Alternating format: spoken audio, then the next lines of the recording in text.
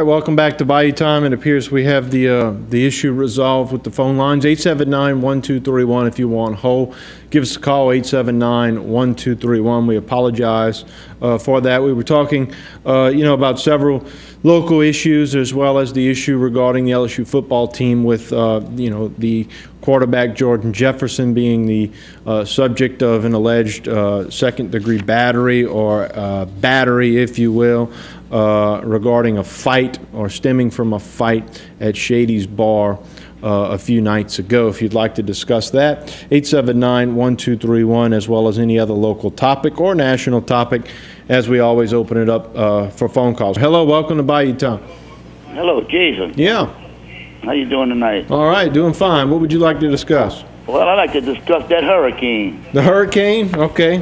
Which one? Because there's another one brewing out there. Well, the one that's going to probably hit New York. Okay, all right. I wonder how they're going to feel if they get hit like us. That's Irene, right? Right. Yeah. Well, they're talking about if that thing comes on high tide in New York may see some flooding in the subways. Yeah. I wonder how they're going to feel. Senator McKay up there when Louisiana asked for help, said we didn't need help from Maine. Yeah. They turned us all down for help during Katrina. Now I wonder if they're going to ask us to go help them. Well, you make an interesting point, because I wonder what happens if New York is flooded and the subways are flooded.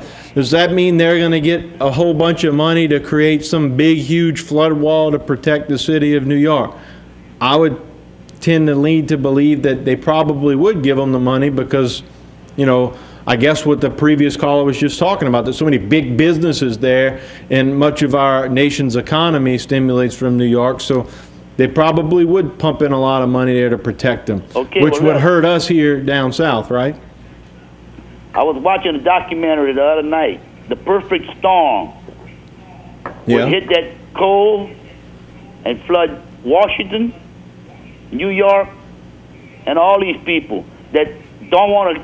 McCain even said he didn't want to help Louisiana on a plane. We didn't need no help during Katrina. Now I wonder how they're going to feel if the rest of the country turn on them. But that's just a little food for thought. Yeah, that's a good topic to throw out there. That's an interesting point. What's going to happen? Does it shed light on our issue down here? Would people across the nation be more willing to help us out, and would Congress be more willing to give us money for our flood protection as opposed to holding us up, or would they just say, no, we need to set you aside and take care of New York first? It's just like when President Bush didn't want to sign the Word bill. Mm-hmm. He held that up for years, and they didn't want to sign that Word bill. I like to comment about the first caller. I kind of understand what he's talking about with large corporations. It looks like the large corporations are getting away without paying their fair share of the taxes by hiring lobbyists and paying off the politicians. Okay. Well, then maybe that's a rule they need to make regarding lobbyists. Yeah, well, we was raised to believe that capitalism was the best system, right? Free enterprise. Okay, well, if it's so good, why are we borrowing money from the communists? Hmm. That's what I don't understand. If we so good, why are we having to borrow money from the people that we saying are no good? Well, that's our government borrowing money. It looks like those businesses are doing well. Yeah, well, they're doing well because they're not having to pay their fair share of the taxes. When you got a company like GE that don't pay 1 penny taxes, how is a small company supposed to be able to compete?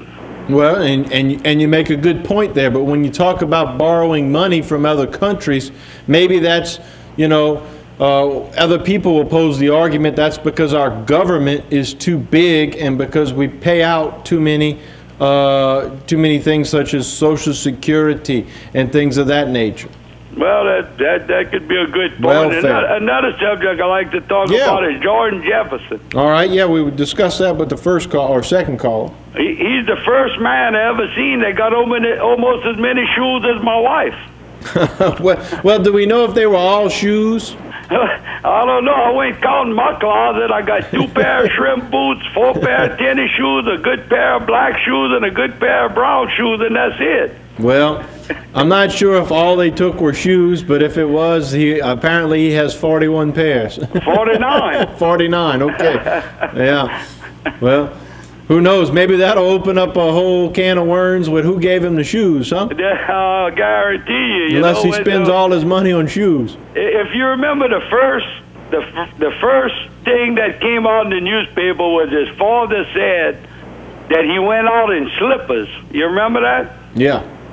You know, that right there, when I heard that he was allegedly kicked him in the head, and then his father comes out with a comment that he went out with his slippers, that made me think, well, maybe he did do it. You know, it's sad to see that because the boy been there for going on, 4 or 5 years, and never really had no trouble. No, you're right. He's been clean. And to be honest with you, based on his character from his interviews and how he holds himself out in the public aside from this incident, it's really kind of hard to believe that he would have done such a thing. But again, I wasn't there, just like you weren't, and I don't know what happened. But apparently the police have pointed their investigation towards him because they have some information.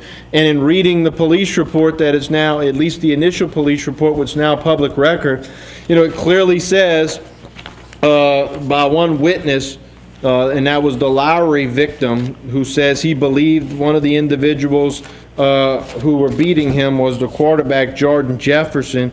And then they also mentioned Josh Johns, another player at LSU. So those were the 2 individuals announced. I was sorry to see that because I believe that Jordan Jefferson always had certain talents. I don't believe that the coaches utilized his talents. I don't believe the offensive coordinator we had adjusted to the type of quarterback he had, and I think he held Jordan Jefferson down. And I was hoping the new offensive coordinator would utilize his rollout ability and his running ability a little bit more than what the previous coordinator did. And I guess we'll just have to wait and see how it plays out. Yep, we'll see. You have a nice day, Jason. Thank you for the call. Okay.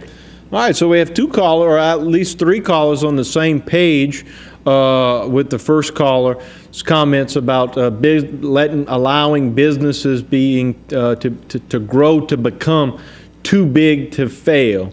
I disagreed with the first caller, but there are 2 individuals that agree with him. 879-1231. Let's go to the next caller. Hello, welcome to Bayou Time. Hello? Yeah, go ahead. Yeah, I was calling about that little boy that got killed last Sunday. All right. I think that since I'm a mother and I got a little boy, I put myself in the situation. What in case if I was born like that and my daddy would have done the same thing, would he love me or kill me? And then my little boy daddy would have been the same way. So, I mean, I was wondering, he should be put to death row. And the little boy that got raped at Burger King. Yeah. And I think he ought to put to sentence or something like that. Should what? I'm sorry, I couldn't hear you. I said he ought to be put to sentence or put to in jail for life. Well, if he's convicted of aggravated rape, that would be the mandatory sentence, aggravated life. They would not be allowed, or I shouldn't say this, the law as it's written still would allow the DA's office in Lafourche Parish or any DA's office in Louisiana to still seek the death penalty for aggravated rape, but it's already been declared unconstitutional by the United States Supreme Court for that charge. So I don't expect you'll see anybody do anything, but nobody's taken that out of the law since they've determined that it's unconstitutional. Right, because last Sunday, me and my boyfriend had walked by and stuff like that, and we had seen the head and all. We still kind of shook up, and it's still with pictures in our head. Okay. And stuff. So, I mean, I figure the daddy should be put to that role. We need to take a short break, and we'll come back with your phone calls.